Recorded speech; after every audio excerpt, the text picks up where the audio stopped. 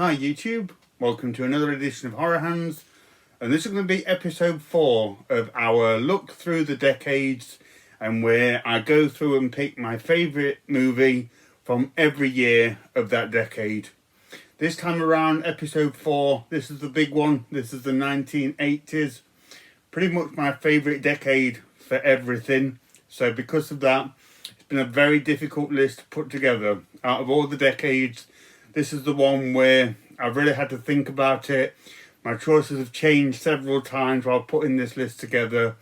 And I will say I've had to leave off some amazing movies, unfortunately. But I think I have done it. I've come up with my final list and my top choices for this decade.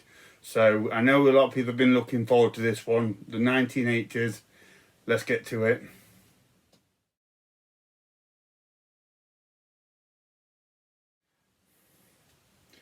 Okay, starting at the beginning of the decade with 1980, and you're going to hear me say this throughout the whole video, but there were so many great contenders for the number one spot.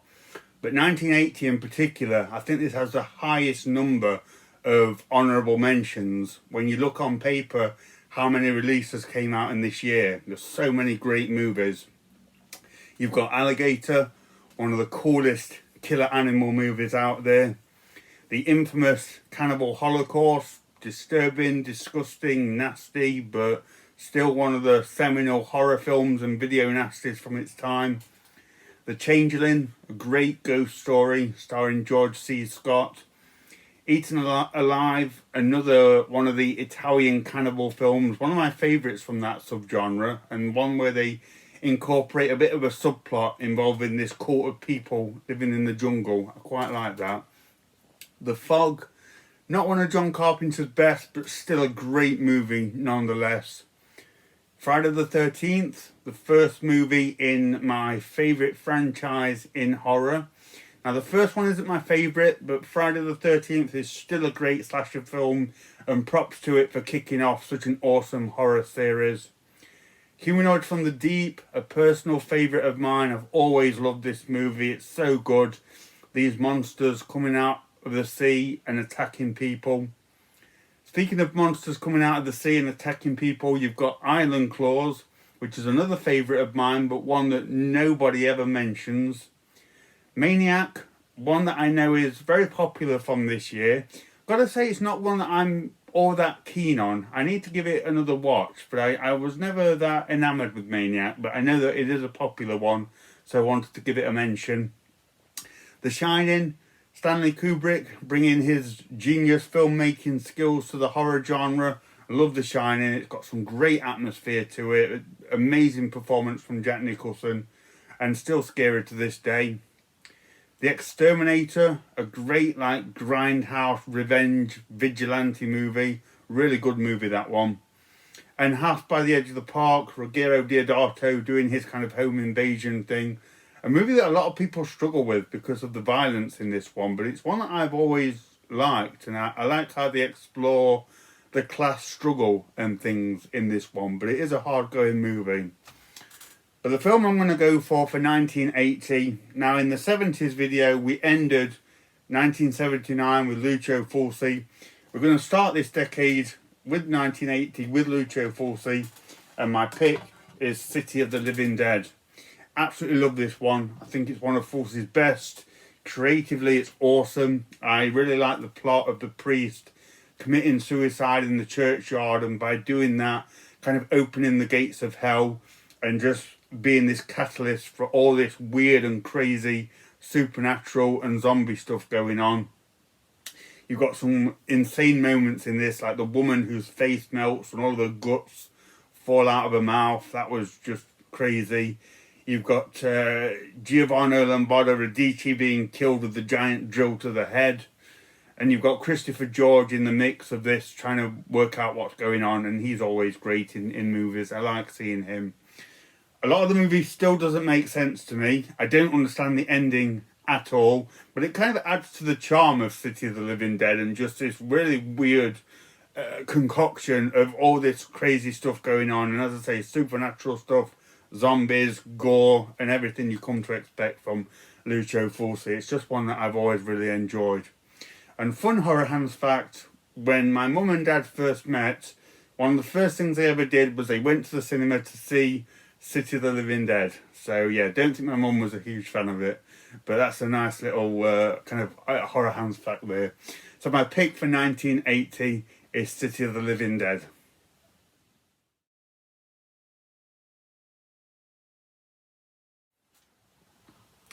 On to 1981, a year that I have actually described as the greatest year in horror. And if you look at some of the heavy hitters that came out, you can see the quality that we had in this year.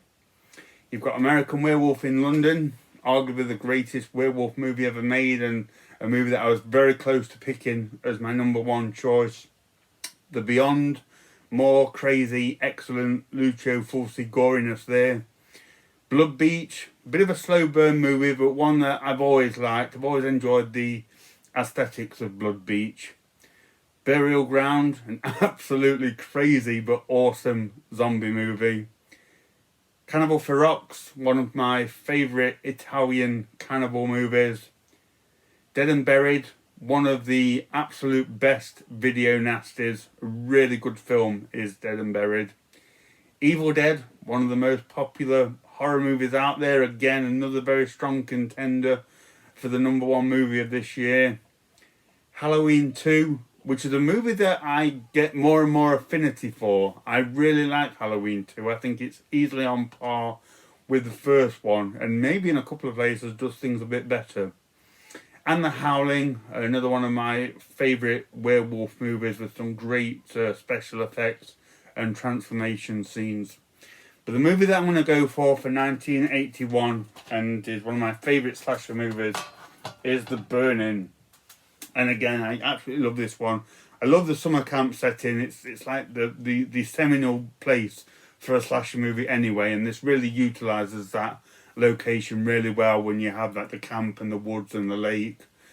And yeah, I love the story of the caretaker, Cropsey, being set on fire accidentally from a prank and then coming back as this sort of hideously disfigured, burned victim and killing people off with his garden shears. And of course you've got the infamous raft scene where a bunch of the kids get chopped up, and we have some excellent Tom Savini special effects throughout this one.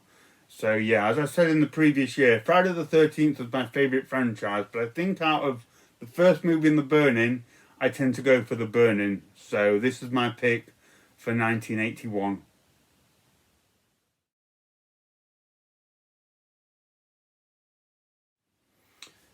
On to 1982 and more great movies from this year. You've got Creepshow. Now, I'm not a fan of Creepshow. I've said this before, but the movie just doesn't do a lot for me. You've got Stephen King and George Romero, two of the greatest horror minds coming together. And the thing they create is like a comedy, comic book horror. I don't know, it just doesn't sit right with me. So yeah, not a huge fan of Creepshow, but I know it's a very popular one from this year, so I wanted to give it a mention. Friday the 13th Part 3, one of my personal favourites, and the one where Jason gets his hockey mask, so gotta love it for that reason. Poltergeist, very popular and critically acclaimed horror movie. And Tenebrae, one of my favourite Dario Argento movies, beautifully shot, great music in it, and some really good giallo-style deaths in this one. But the movie that I'm going to go for 1982, I'm sure most of you will know and probably agree, is John Carpenter's The Thing. Just one of the greatest horror movies ever. Not too much to say about it at this stage because it's one that I've covered a lot. But Kurt Russell is an absolute boss in this movie, and you've got some of the greatest practical special effects you'll ever see in a film. So my pick for 1982 is easily The Thing.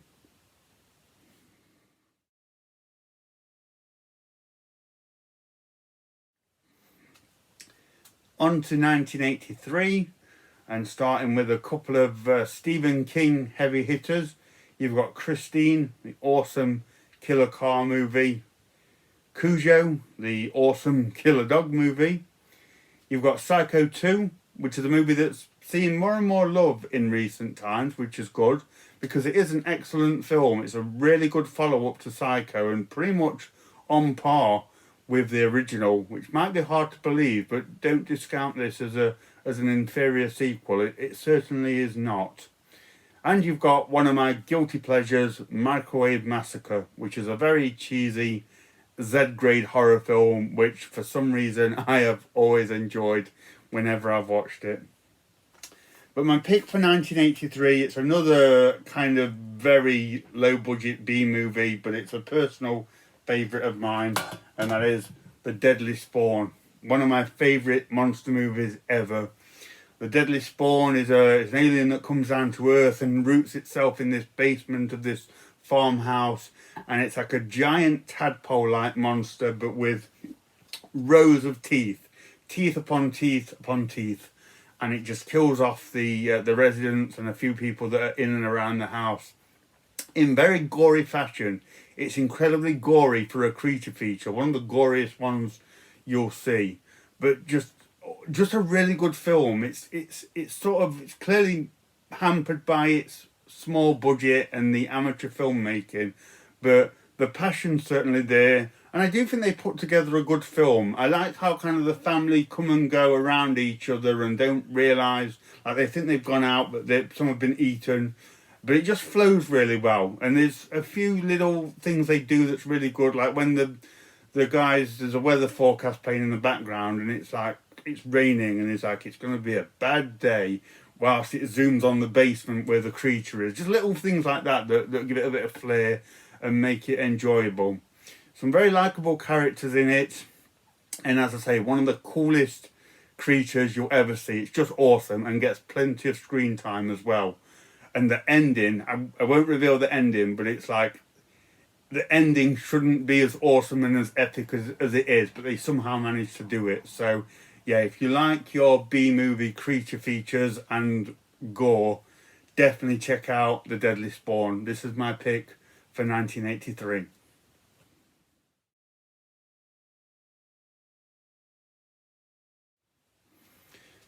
On to 1984, and I'll say it again, I'm like a broken record, but so many great movies coming out in this year. You've got Gremlins, very popular movie with little creatures causing trouble at Christmas. A Nightmare on Elm Street, very iconic slasher film. Could have been my number one pick, to be honest, very close. But the birth of Freddy Krueger and a very scary concept of people being stalked and killed in their dreams. Yeah, very close to being number one. The Mutilator, another favourite of mine. I've always loved this one. A great slasher movie set by the beach. Toxic Avenger, Troma's flagship monster superhero film with a ton of violence and blood in it. Chud, Cannibalistic Humanoid Underground Dwellers. What a title that is. Devilfish, not a good movie, but one that I like. It's my kind of film. And The Company of Wolves, which is a really strange kind of fairy tale werewolf movie. Very dreamlike and ethereal, but one that's definitely worth checking out. But my pick for 1984, and I had to get one of these movies in, is Friday the 13th, Part 4, the final chapter. As I say, Friday the 13th is my favourite franchise, and this is one of the best movies from that franchise. It's quite a prototypical slasher, but I kind of like it for that reason. It's Jason just going around the woods, doing what he does, and we've got a good array of characters in this one, some likeable people. You've got Crispin Glover in this. You've got a young Corey Feldman doing battle against Jason. Jason looks awesome. You get to see him without the mask. He gets plenty of screen time. There's some really cool deaths in this one, and it's just a great example of a Friday the 13th movie, and one that really kind of brings all the elements that made this franchise so fun. So my pick for 1984 is Friday the 13th, the final chapter.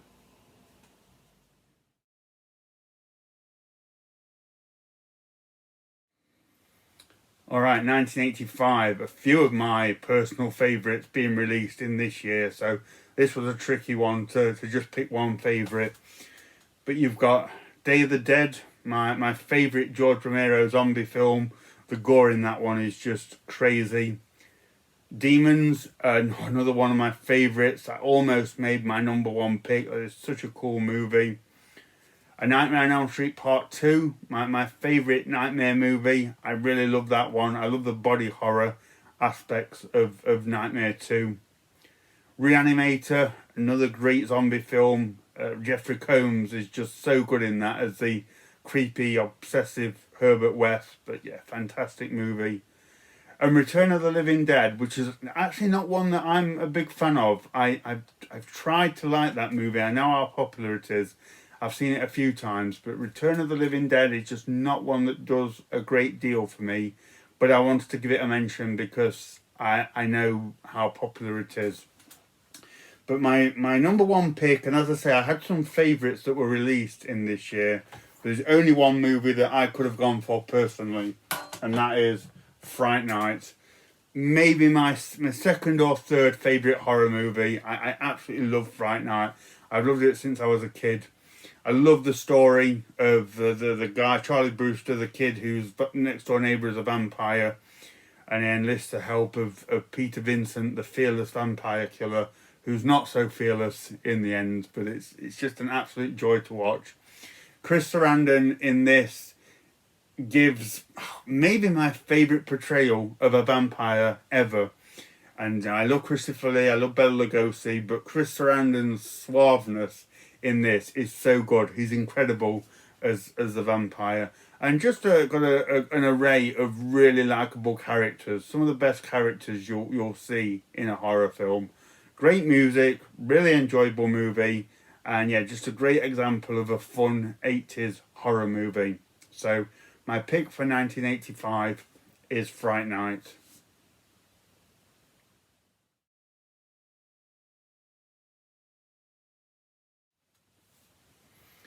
On to 1986, and out of all of the years, I think this one was actually the hardest one to pick a favourite. There were so many films that were just on par with each other, and this one changed around quite a bit. But a few great contenders. You've got Chopping Mall, which is, I just love that one. It's just an unashamedly cheesy 80s horror film. Critters, probably the best of the Gremlins rip-offs. Demons 2. Now, a word on Demons 2, that was actually my number one pick right up to the point of doing this video. It was officially on my list, but I changed it at the last minute for the film that I'm going to go for. The Fly, Cronenberg's amazing remake of the 50s classic, just ramping up the gore and the gooiness with a great performance from Jeff Goldblum. Henry, Portrait of a Serial Killer, very dark and disturbing movie, but what a performance from Michael Rooker. Aliens, almost made my pick, probably the best movie in terms of cinema from this year, and an absolute favourite of mine. And Body Count, which is a really underrated slasher film that I hope gets a nice release at some point. But the movie that I'm going to go for 1986 is Night of the Creeps, which is one of the most enjoyable 80s movies that you'll see. And I went for this over some of the others because I think this one represents the 80s just a little bit more. It's got that fun feel to it, got great practical effects, some great creatures in it, and just a general really good 80s vibe. Not only that, it starts off in the 1950s, it's got a bit of a nod to the 50s. We see these weird alien creatures at the beginning of the movie. The monsters in it start off as like tadpoles and slugs, so you've got a creature feature aspect. Then you've got the zombies in it as well, and some of the most coolest looking zombies you'll see in a horror film. And you've got Tom Atkins, who's an awesome guy anyway, but probably giving his best performance in Night of the Creeps. It really does have a bit of everything, and as I say, just has this really wonderful, upbeat, fun 80s vibe. So I thought this was a great representation of the things that I love for the 1980s, and this is what got this as my pick for 1986.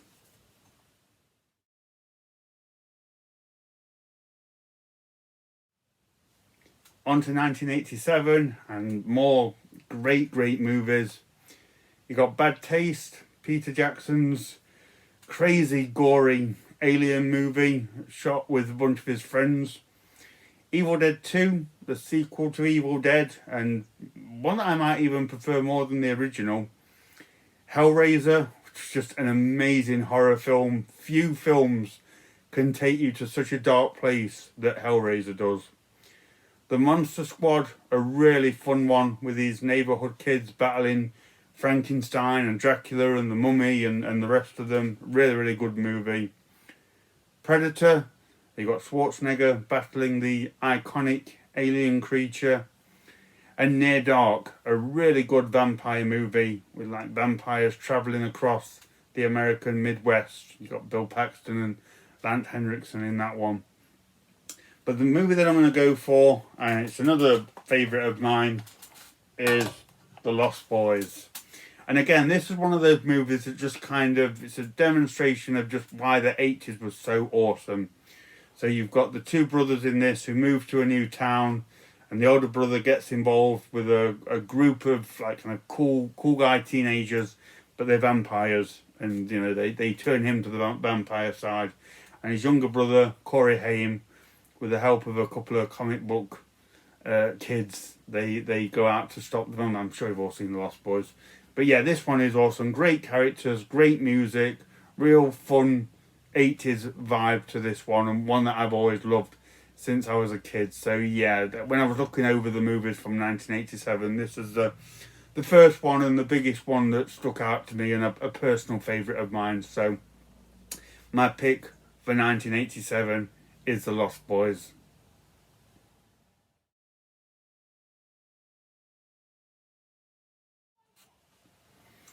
Alright, on to 1988 and some fun movies coming out in this year.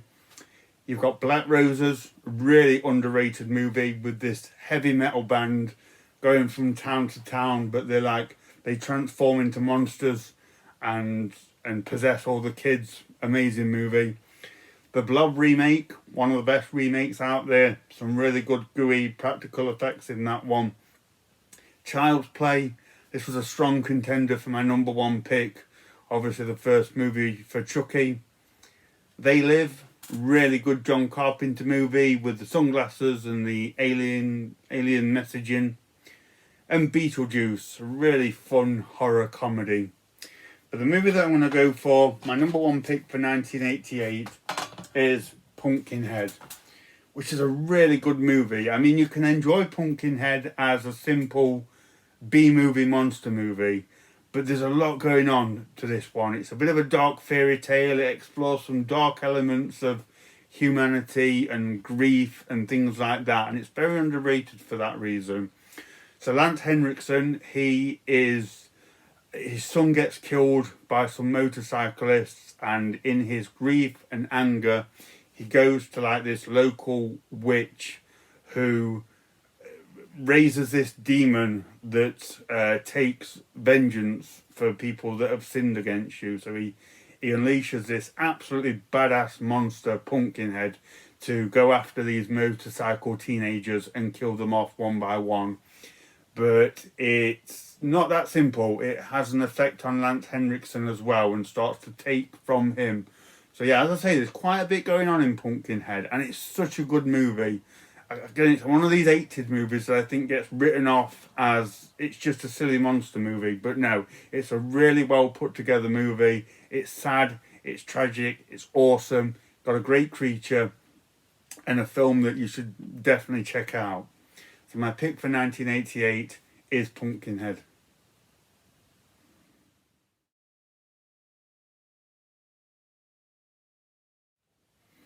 And the last year of the 80s, 1989. Again, some great movies at the end of this decade. Pet Sematary, a really good Stephen King adaptation. Shocker, a really good underrated movie of the convicted felon that gets electrocuted but comes back and starts killing people off. The Woman in Black, a really creepy made-for-TV ghost story. And Killer Crocodile, which is a fun B-movie monster film about this crocodile chomping people up and down this river. But the movie that I'm going to go for, and it's very much a personal favourite of mine, but I had to pick it, for 1989, is The Toxic Avenger Part 2. Now, I said something similar in my 70s video when I covered The Incredible Melting Man, but Toxic Avenger Part 2 changed my life and really put me on this course of horror and exploitation. When I was a kid, I was on like a market and I found a big box VHS for Toxic Avenger Part 2, had this cover on it, and it just drew me in immediately. And I'd never heard of Toxic Avenger, never heard of Trauma, but I was so intrigued by this promise of cartoonish violence. I had to check it out, and I got it home and watched it, and it did not disappoint. I'd never seen anything quite as gleefully violent as this movie, and it made me laugh. I had fun with it and opened the door up to Trauma and these kind of sort of silly, gory B-movie type films. So I have such a strong nostalgia for Toxic Avenger Part 2. It was such an exciting time as a kid to find this movie, and I still think it's really enjoyable and very funny. It's actually my favourite Toxic Avenger film. Part 2 is, yeah, the one that I go for. So looking over 1989, there were some great movies, but this is the one that resonated the most with me, and as I say, it really inspired me, if you like, as a kid to seek out more of these crazy B-movies. So my pick for 1989 is The Toxic Avenger Part 2. So this is where we're at, guys. This is my pick for the 1980s. As I say, very difficult year to pick just one movie. I know I left off some great movies, so if you don't quite agree with what I've gone for, let me know what you think. Give me your list in the comments below. I'd be very interested to hear what movies you would go for. So I hope you enjoyed that. Next up, it's going to be the 1990s. Very cool decade and some really underrated movies in that one. So hopefully you can check that one out. So thank you very much for watching, and stay tuned for more videos.